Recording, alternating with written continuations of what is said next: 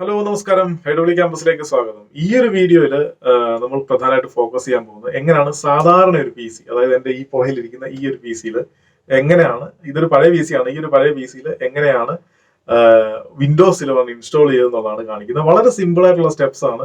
അന്നേരം നമുക്ക് ഇനി ആ ഒരു ഇൻസ്റ്റലേഷനിലേക്ക് പോകാം. വളരെ സിമ്പിൾ ആയിട്ട് ഇൻസ്റ്റലേഷൻ, ജസ്റ്റ് OS ഡൗൺലോഡ് ചെയ്യുക, എന്നിട്ട് ബാക്കി സ്റ്റെപ്പ് ഫോളോ ചെയ്യുക. അപ്പൊ നമുക്ക് ആ ഒരു വീഡിയോയിലേക്ക് പോകാം. ജനറലി നമുക്ക് ഇങ്ങനൊരു മെസ്സേജ് ആണ് കാണാറുള്ളത്. നമ്മൾ ഈ ഒരു അപ്ഡേറ്റിൽ പോയി കഴിഞ്ഞാൽ നമ്മുടെ വിൻഡോസ് 10ൻ്റെ അന്നേരം ഇതിൻ്റെ അകത്ത് നമ്മൾ ഈ ഒരു ആ ഒരു ഹെൽത്ത് ചെക്ക് ചെയ്തിട്ട് വേണം അത് എന്താ പറയുക വിൻഡോസ് 11 ഇൻസ്റ്റാൾ ചെയ്യുക എന്നുള്ള രീതിയിലാണ് കാണിക്കുന്നത്. അപ്പോൾ ജനറലി ഇത് നമ്മുടെ പഴയ പി സികളൊക്കെ ഫെയിലാവും. ഇതിന് പ്രധാനപ്പെട്ട കാരണം എന്താ വെച്ച് കഴിഞ്ഞാൽ ഇതിൻ്റെ വിൻഡോസ് 11 ഇൻസ്റ്റാൾ ചെയ്യണമെങ്കിൽ അതിൻ്റെ കുറേ ക്രൈറ്റീരിയാസ് ഉണ്ട്. അത് മീറ്റ് ആയാൽ മാത്രമേ പറ്റത്തുള്ളൂ.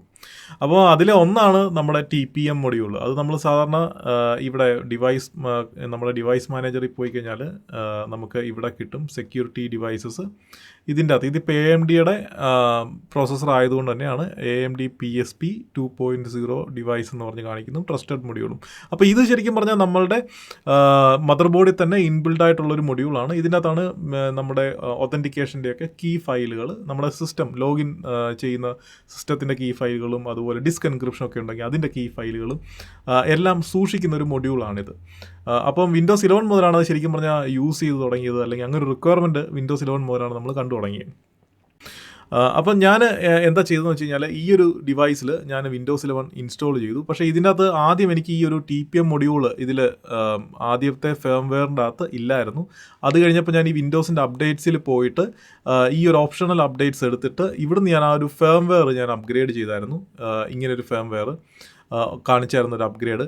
അപ്പം ഈ ഒരു അപ്ഗ്രേഡ് ചെയ്തതിന് ശേഷമാണ് ഞാൻ ഈ ഒരു വിൻഡോസ് 11 ഞാൻ ഇൻസ്റ്റാൾ ചെയ്തത് ഈ ഒരു പി സിയിൽ.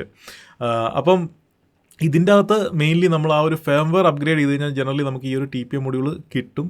പക്ഷേ എന്നാലും നമ്മുടെ ആ ഒരു ഡിവൈസ് കോമ്പാക്റ്റബിൾ ആയിരിക്കത്തില്ല. ഇൻ കേസ് TPM മൊഡ്യൂളിൽ മാത്രം പ്രശ്നമുള്ളവർക്കാണ് ഇങ്ങനൊരു അപ്ഡേറ്റ് വഴി നമുക്ക് ആ ഒരു എന്താ പറയുക TPM മൊഡ്യൂളിൻ്റെ ആ ഒരു ഇഷ്യൂ നമുക്ക് സോൾവ് ചെയ്യാൻ പറ്റും ആ ഒരു അപ്ഡേറ്റ് വഴി.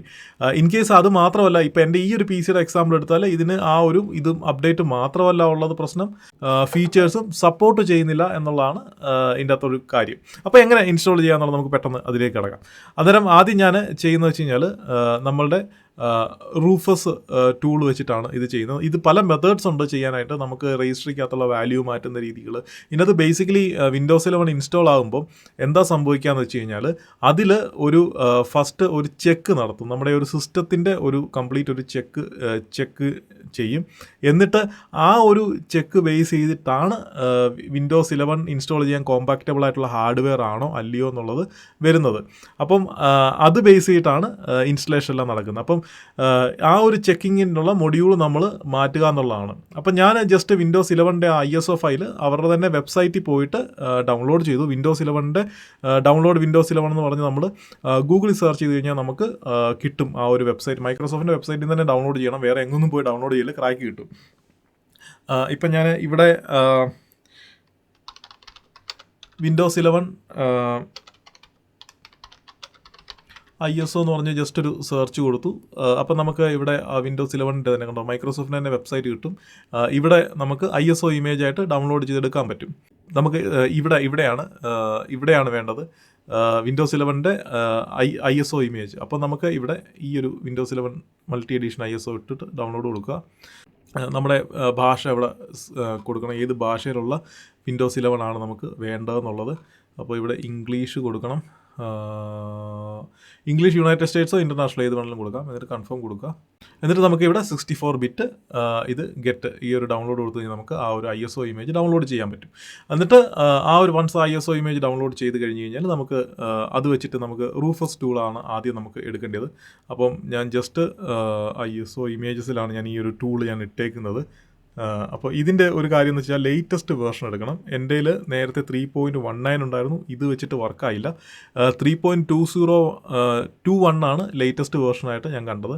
അപ്പോൾ ഈ ഒരു വേർഷൻ എടുക്കുക. അല്ലെങ്കിൽ ഇതിൻ്റെ മുകളിലുള്ള വേർഷൻ ഉണ്ടെങ്കിൽ ആ ഒരു മുകളിലുള്ള വേർഷൻ ഓപ്പൺ ആക്കുക. അപ്പോൾ ഇവരുടെ ഈ വെബ്സൈറ്റിൽ പോയി കഴിഞ്ഞാൽ നമുക്ക് കിട്ടും. അപ്പോൾ ഇങ്ങനത്തെ ഒരു ഇങ്ങനൊരു കാര്യമായിരിക്കും നമുക്ക് കിട്ടുന്നത്. എന്നിട്ട് നമ്മുടെ USB നമ്മൾ കണക്ട് ചെയ്യുക. കണക്ട് ചെയ്തതിന് ശേഷം നമ്മൾ ഇവിടെ നമ്മുടെ ISO ഫയൽ എവിടെയാണോ ഉള്ളത് ആ ഒരു ISO ഫയൽ നമ്മൾ അത് പോയിൻ്റ് ചെയ്ത് കൊടുക്കുക. ഞാനിപ്പോൾ ഇതിൻ്റെ അകത്താണുള്ളത്. Windows 11 ഓപ്പൺ കൊടുത്തു. അപ്പം ഇവിടെ Windows 11 ഇത് ഓപ്പണായി. നമ്മൾ ഇവിടെ ഈ ഒരു ഇതെടുക്കുമ്പോൾ എപ്പോഴും UEFI കൊടുക്കണം. വേറെ ഓപ്ഷൻ വരത്തില്ല, എന്നാലും അത് UEFI കൊടുക്കുക. അതുപോലെ ഇവിടെ MBR കൊടുക്കല്ലേ, GPT തന്നെ കൊടുക്കണം. എന്നിട്ട് ഇനി നമ്മൾ ജസ്റ്റ് സ്റ്റാർട്ട് കൊടുക്കുമ്പോൾ നമ്മളോട് ഇങ്ങനൊരു ഓപ്ഷൻ ചോദിക്കും. ചില വേർഷൻസിൽ ഇവിടെ തന്നെ നമുക്കത് മാറ്റാൻ പറ്റും. ചിലതിൻ്റെ അകത്ത് ഇങ്ങനെ ഒരു ഓപ്ഷൻ കാണിക്കും. അപ്പം ഈ ഒരു കാര്യം റിക്വയർമെൻറ്റ് 4 GB പ്ലസ് റാം വേണം, അതുപോലെ സെക്യൂർ ബൂട്ട്, അതുപോലെ TPM മൊഡ്യൂള്, ഈ ഒരു റിക്വയർമെൻറ്റ് റിമൂവ് ചെയ്യാനൊരു ഓപ്ഷൻ ഇവിടെ ഉണ്ട്. അപ്പം ഇത് മാത്രം ചെക്ക് ചെയ്ത് കൊടുത്താൽ മതി, ബാക്കിയൊന്നും ചെക്ക് ചെയ്യേണ്ട ആവശ്യമില്ല. അത് എന്താ പറയുക, remove requirement for online Microsoft account, ഇങ്ങനെയുള്ള കുറേ കാര്യങ്ങളുണ്ട്. ഇത് ജനറലി ഇത് മാറ്റാൻ ഞാൻ സജസ്റ്റ് ചെയ്യത്തില്ല. ഇത് മാത്രം ജസ്റ്റ് ഒന്ന് മാറ്റി കൊടുത്താൽ മതി. എന്നിട്ട് ഓക്കെ കൊടുക്കുക. ഓക്കെ കൊടുത്തു കഴിയുമ്പോഴത്തേക്കിനും നമ്മളുടെ ആ ഒരു USB ഡ്രൈവിൻ്റെ അകത്തുള്ള ഡേറ്റ എറൈസ് ആവുമെന്ന് കാണിക്കും. ഓക്കെ, എറൈസ് ആവട്ടെ.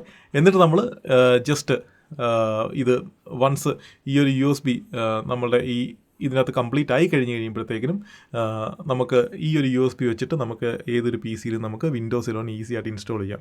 ഇതാണ് ഈസിയസ്റ്റ് മെത്തേഡ്. ഇതല്ലാതെ പല രീതിയിലുള്ള മെത്തേഡ്സ് ഉണ്ട്. ഇതിനകത്ത് ഒരു DLL ഫയൽ മാറ്റുന്നതും, അതുപോലെ നമ്മൾ രജിസ്ട്രിയിൽ പോയി എഡിറ്റ് ചെയ്ത് ഈ ഒരു റിക്വയർമെൻ്റ് ഒക്കെ ഡിസേബിൾ ചെയ്ത് വെക്കുന്നതും, അങ്ങനെ കുറേ പരിപാടികളുണ്ട്. അതിൻ്റെ ഒന്നും ആവശ്യമില്ല. ജസ്റ്റ് ഈ ഒരു റൂഫസ് ടൂള് ഡൗൺലോഡ് ചെയ്യുക, ലേറ്റസ്റ്റ് വേർഷൻ ഡൗൺലോഡ് ചെയ്യുക. അതിനുശേഷം നമ്മൾ Windows 11 ISO ഡൗൺലോഡ് ചെയ്യുക. എന്നിട്ട് ഇത് വെച്ചിട്ട് സിമ്പിളായിട്ട് നമുക്ക് ഇത് ചെയ്യാൻ പറ്റും. അതുപോലെ വേറെ ഇമ്പോർട്ടൻ്റ് ആയിട്ടൊരു കാര്യം എനിക്ക് പറയാനുണ്ടായിരുന്നു വെച്ച് കഴിഞ്ഞാൽ, ഞാനത് ആദ്യം പറയാൻ വിട്ടുപോയി. സംഭവം എന്ന് വെച്ച് കഴിഞ്ഞാൽ, ഞാൻ നമ്മുടെ ഇപ്പോൾ ഈ കാണുന്ന PC അല്ല, ഞാൻ ഈ ഒരു പഴയ PC-യിലാണ് ഞാനിത് റെക്കോർഡ് ചെയ്തത്. അപ്പോൾ ഈ ഒരു PC-യിൽ ഞാൻ Windows 11 ഇൻസ്റ്റാൾ ചെയ്തു. ഒരാഴ്ചയോളം ഞാനത് ടെസ്റ്റ് ചെയ്തു. എൻ്റെ ഒരു അഭിപ്രായത്തിൽ പെർഫോമൻസ് ഭയങ്കരമായിട്ട് കുറവായിരുന്നു. Windows 10 ആണ് നല്ല രീതിയിൽ ഓടിയത്. അത്ര അപ് ടു മാർക്ക് അല്ലായിരുന്നു പെർഫോമൻസ്. പിന്നെ ഞാനത് പല രീതിയിലുള്ള അപ്ഡേറ്റുകളെല്ലാം, അതിൻ്റെ അകത്ത് എല്ലാ അപ്ഡേറ്റുകളും ചെയ്തു, ലേറ്റസ്റ്റ് അപ്ഡേറ്റ് വരെ ആക്കി വെച്ചു. എന്നിട്ടും എനിക്ക് അത് കറക്റ്റായിട്ട് വർക്ക് ചെയ്തില്ല. അതിന് കാരണം എന്ന് വെച്ച് കഴിഞ്ഞാൽ, അവർ ഈ പറയുന്ന സിസ്റ്റം റിക്വയർമെൻറ്റ് മീറ്റ് ചെയ്യാത്തത് തന്നെയാണ് അതിൻ്റെ മെയിനായിട്ടൊരു പ്രശ്നം. അപ്പം പെർഫോമൻസിൻ്റെ കാര്യത്തിൽ Windows 11 ഇൻസ്റ്റാൾ ചെയ്താൽ പെർഫോമൻസ് കൂടും എന്ന് ചിന്തിക്കുന്നുണ്ടെങ്കിൽ അത് തെറ്റായിട്ടൊരു ധാരണയാണ്. പക്ഷേ ജസ്റ്റ് നമുക്ക് Windows 11 വേണം എന്ന് ഉണ്ടെന്നുണ്ടെങ്കിൽ ഈ ഒരു മെത്തേഡ് ഫോളോ ചെയ്ത് കഴിഞ്ഞാൽ നമുക്ക് ഈസി ആയിട്ട് Windows 11 ഇൻസ്റ്റാൾ ചെയ്യാൻ പറ്റും.